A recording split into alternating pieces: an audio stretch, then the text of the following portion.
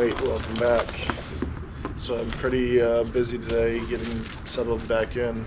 There's dogs around, there's neighbors around, all sorts of things that are happening. So if I have to make a couple edits, then so be it. But I'm going to do something that I haven't done before, and that was just unpacking my pack after a trail. So I met a gentleman named Cabs, who's a flip-flopper, and on his way northbound from Harper's Ferry, and he was saying he watched a bunch of videos, but he's never really seen a lot of people come back and discuss what they brought back from trail. So I'm going to start with that. Don't mind the dog. Alright, I'm going to go through and try to do this again. I'm back from the trail. I spent 16 days on trail. I walked 162.4 miles in 16 days. For an average of 10.1 miles, with that my high being a hero in and out of Manchester on July 5th at 17.3 miles. So there's some numbers for you. But I had a question for you. If you want to leave a comment down below, is what's a lash? You know, as hikers we talk about lashing or long ass section hikes, and what constitutes long? Is 100 and some miles long enough? Is 50 miles long? Is 500 miles long? So what constitutes a lash? I'm going to go over in a minute what I came home with and things I would take on trail again, or what I would have left home had I known better. So we'll get to that in a second. First, we'll talk about what I wore home. So I had what I called town clothes, and that included a pair of boxers, a pair of the Smart Wool running shorts that used to have a liner in them, but I've taken them out, and Mountain Hardwear button up, which has vents and zip up pockets. I wore home my hiking shoes, the Hokas, and the Darn Tough socks, and the hat, and that's what I wore home. Some of the other items that I took out of my bag immediately were my electronics bag, and I'll go over that here in a second. Yeah, he sniffs it all. Electronics are my ditty bag, the holster or armband for the GoPro, which is something that I carried. I have a battery bank, 10,000 milliamps, I believe it is. Yep, that's a brick. I have 2 charging cords.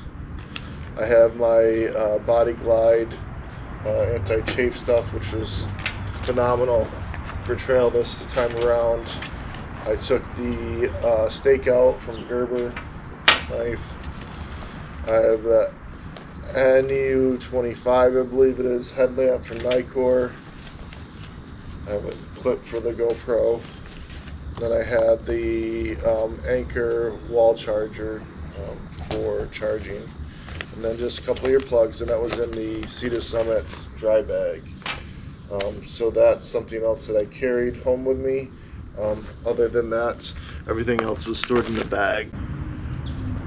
I carried my phone in my hip belt pockets, or when I was traveling in the front shirt pocket of my Mountain Hardwear shirt. And then I also carried my wallet inside my zip-up shirt pocket, so that was something that was secured with me. So those other 2 things, also with my hip belt pocket, and in the other side was some snacks and some other stuff.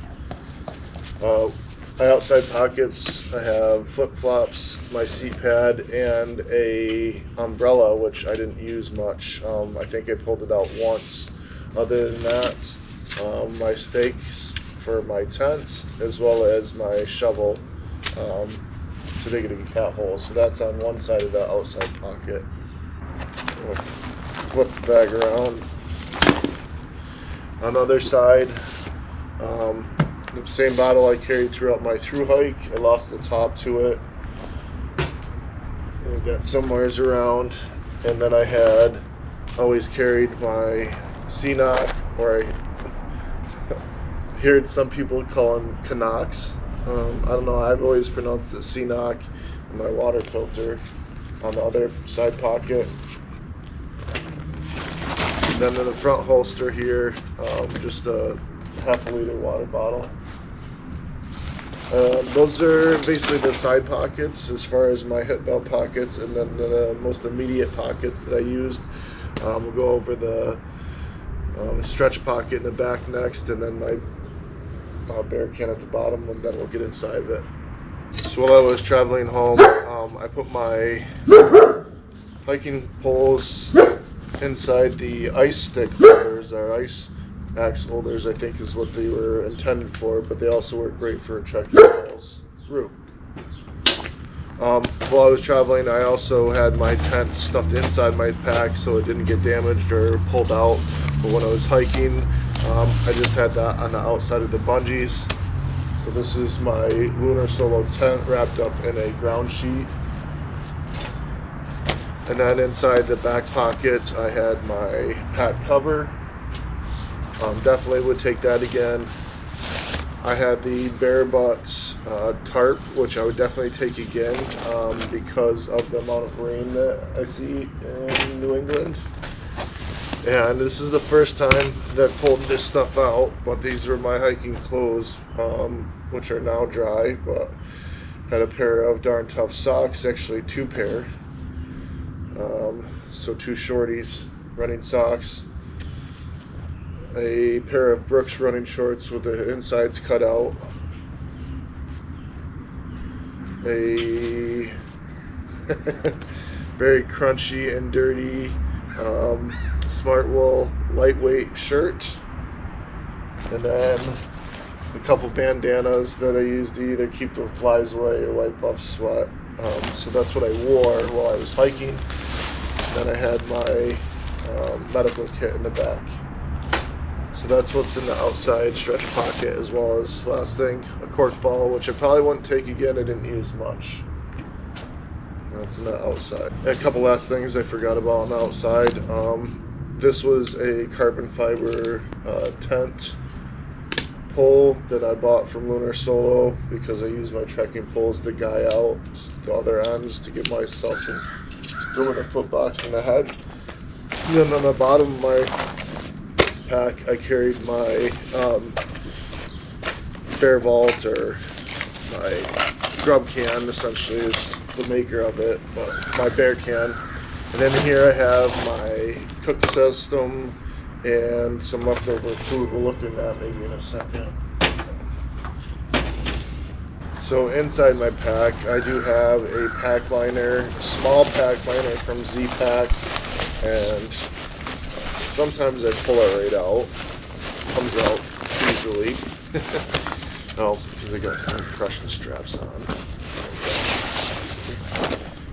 And that's it. The pack's empty. And then this is what's in there, which is pretty heavy, and I'd probably switch some things out. First of all, my rain jacket.